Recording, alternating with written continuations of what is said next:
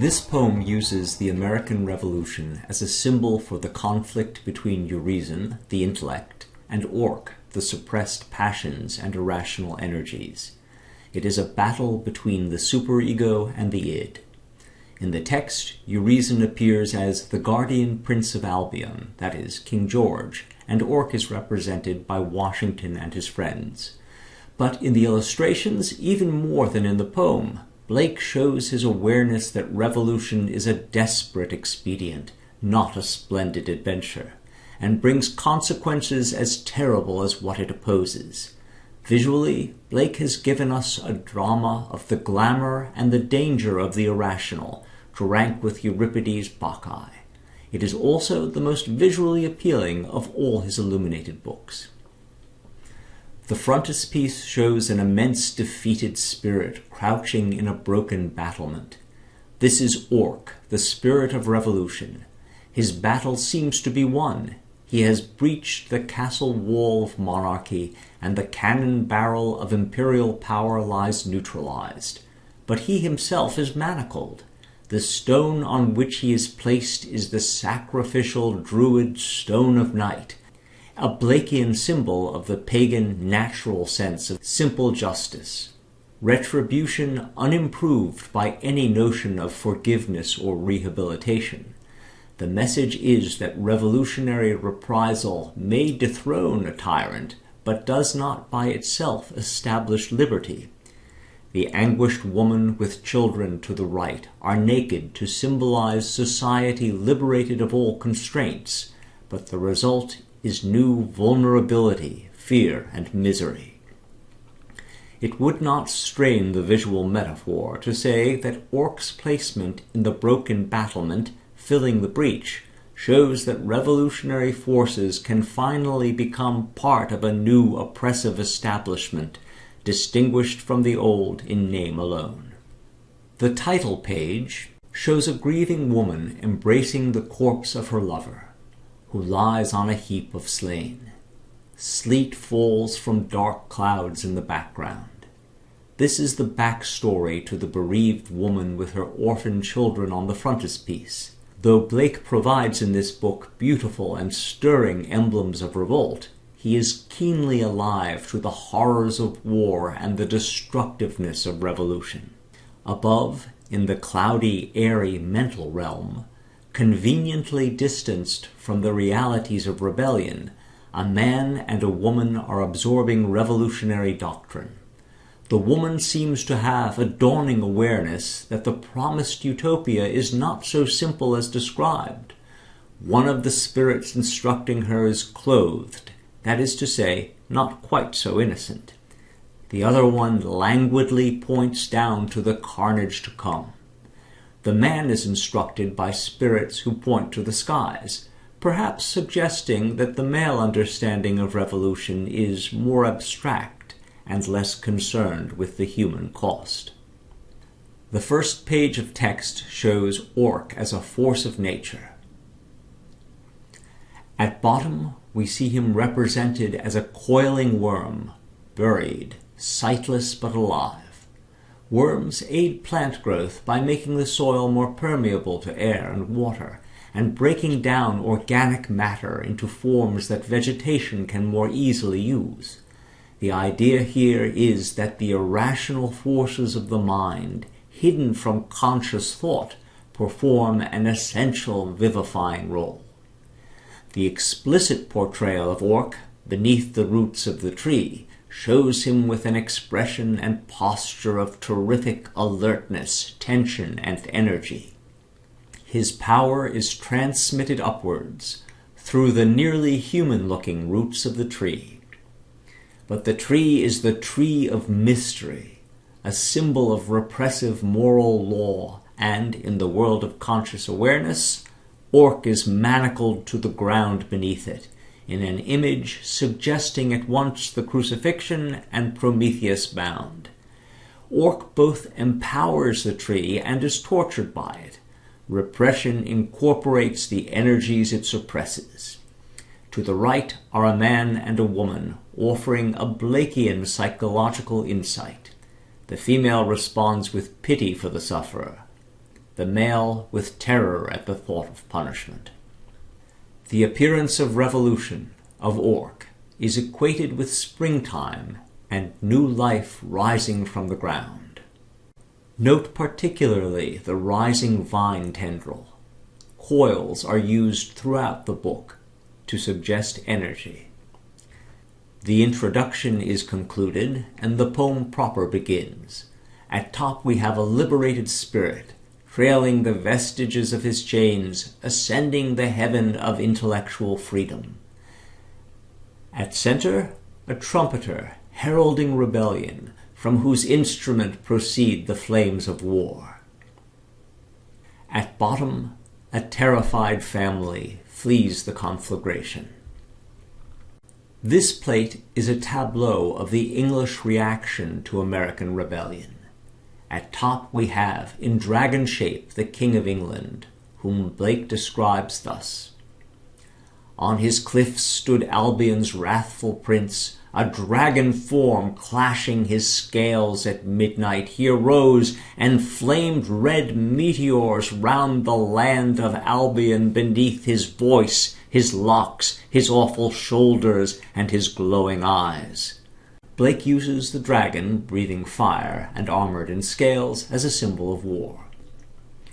To the left, we see the English establishment as it sees itself, an avenging guardian angel of the nation, holding in his left hand a book which represents laws, and in his right carrying a spear which, like the lightning bolts around him, stands for heaven's just anger.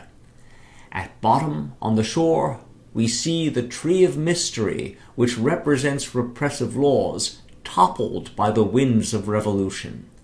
A youth on the sand gazes in horror at a beached sea monster, while a bearded adult stares up at the frightening signs in the heavens and tries to comfort his child. It is a time of comets and monsters, omens in the sky and on the earth. As a pendant to the preceding plate, here we have a grand panorama of the revolution as it would have appeared to the most enthusiastic of the Americans, a leftist last judgment. At top, we have a revolutionary tribunal rendering sentence from on high. One spirit holds the scales, the other the sword of justice. They are hurling monarchs down into the pit of hell, whose flames are equated with the coiling energies of serpentine orc. The text on this plate exactly matches the illustration. Orc sings a hymn to insurrection and resurrection. The morning comes, the night decays, the watchmen leave their stations. The grave is burst, the spices shed, the linen wrapped up, the bones of death, the covering clay, the sinews shrunk and dried, reviving shake, inspiring move, breathing, awakening, spring like redeemed captives when their bonds and bars are burst. Let the slave grinding at the mill run out into the field. Let him look up into the heavens and laugh in the bright air.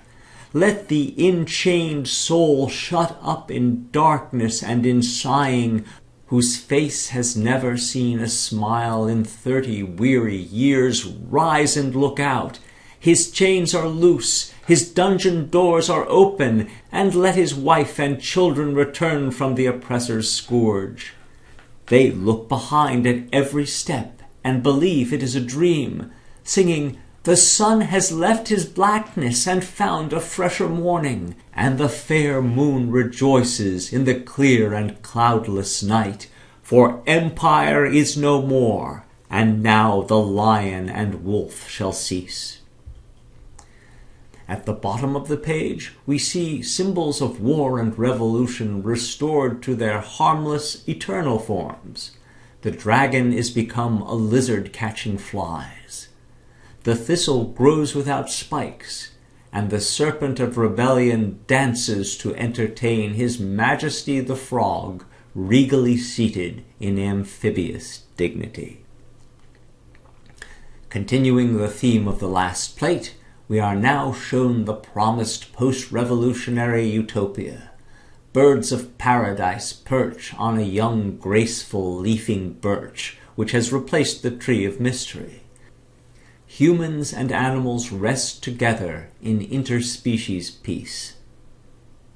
The only trace of the preceding revolution is the spiraling vine at lower left. Here we have Urizen, Blake's symbol of the harsh patriarchal god of Christianity. Knowing his empire is threatened, he clutches his clouds to keep from falling into the turbulence on earth. And Urizen, who sat above all heavens in thunders wrapped, emerged his head from out his holy shrine, his tears in deluge piteous falling into the deep sublime. Flagged with grey-browed snows and thunderous visages, his jealous wings waved over the deep. Weeping in dismal, howling woe, he dark descended, howling around the smitten bands, clothed in tears and trembling, shuddering cold. His stored snows he poured forth, and his icy magazines he opened on the deep, and on the Atlantic Sea white shivering, weeping in dismal howlings before the stern Americans. What is perceived by the powers that be as a tempest is actually growth and life, shown here in waves of grain whose profusion nurtures a newborn child. The serpentine plants at lower right indicate that this is revolutionary prosperity. In counterpoise to the image of fearful Urizen slipping down towards the water, here red orc rises in the flames of rebellion, which are also the eternal flames of creativity. The terror answered, "I am orc, wreathed round the accursed tree. The times are ended, shadows pass, the morning 'gins to break. The fiery joy that Urizen perverted to 10 commands what night he led the starry hosts through the wide wilderness, that stony law I stamp to dust and scatter religion abroad to the 4 winds as a torn book, and none shall gather the leaves, but they shall rot on desert sands and consume in bottomless deeps to make the deserts blossom and the deeps shrink to their fountains, and to renew the fiery joy and burst the stony roof, that pale religious lechery, seeking virginity, may find it in a harlot, and in coarse-clad honesty, the undefiled though ravished in her cradle night and morn. For everything that lives is holy. Life delights in life, because the soul of sweet delight can never be defiled. Fires enwrap the earthly globe, yet man is not consumed. Amidst the lustful fires he walks, his feet become like brass, his knees and thighs like silver, and his breast and head like gold. In this, the most delightful of all these illustrations, we see the exuberant play of free spirits naked in a moony paradise of innocent yet faintly erotic sport. The friendly giant snake is of course a symbol of orc, but so is the swan with its serpentine neck. The energy of life, not rendered explosive by repression, is easily directed, as the thread-thin reins by which children steer these giant creatures suggest. Death's door. The old regime takes its tremulous way into the tomb, set under a tree of mystery, which is living and healthy, for the laws of life are now restored to their original meaning as the proper boundaries of existence and activity. Note that the door itself is made of wood, since this transition is a transition in life and not its end. The wind is blowing through the stone enclosure. This is not a chamber, but an antechamber, the entrance not of a cave, but a tunnel, which will open onto a transformed, immortal, and redeemed existence. For Blake, the biblical flood symbolized the immersion of eternity in the turbid murk of material existence. One of the consequences of this cataclysm was to separate America, which represents the body, from Europe, which stands for the imagination. America is a symbol of liberty for Blake, but liberty understood in very physical terms. Blake intuited, it seems, that the American dream was a very right now and materialistic one. In this image of the diluvian world, we see at top American liberty, preyed upon by the eagle of British imperialism. Below, we see mankind drowned in the waters of materialism, and even the spirit of independence becomes a further fetter, represented by the serpent that coils around the drowned person's legs, the sea snake and sea worm that hasten to join the fish feeding on the corpse, indicate that revolution without idealism devours humanity. Lessons in revolutionary theory given under the tree of mystery by a Druid priestess. Druidism for Blake meant paganism, which he regarded as the cruel, simplistic religion of savages with no conception of forgiveness or transcendence, a kind of magical materialism.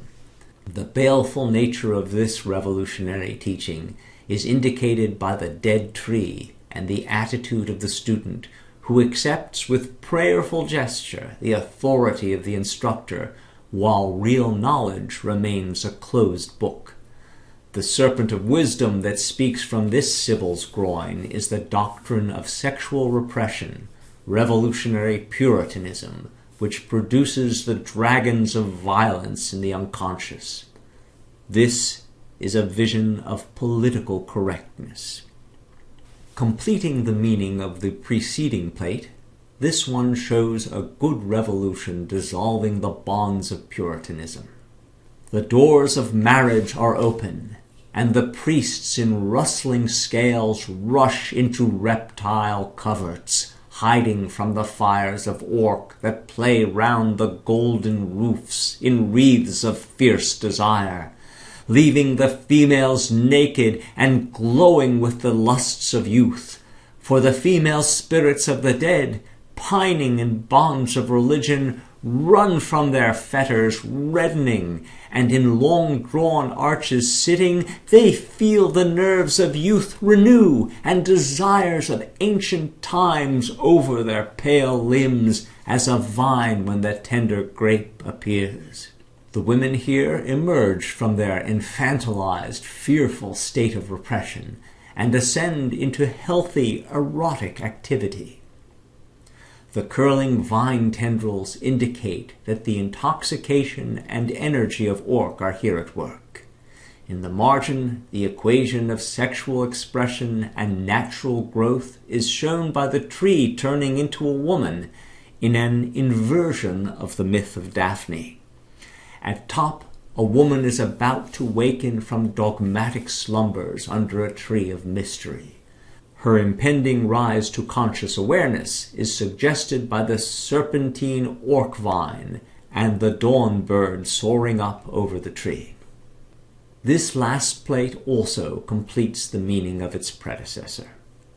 A figure frozen in piety beside the tree of mystery is thawing and melting into living water in the warmth of orc. The fine detail is somewhat clearer in an uncolored version. Lovers are embracing at the foot of the figure. A shepherd and his flock rest on the calf. A piper leaning against a tree makes music on the thigh. Aspiration appears on the back and learning on the head. At the bottom of the plate, a spiky orc serpent and equally prickly plants indicate that insurrection, though the way of nature, is quite literally a thorny path to follow.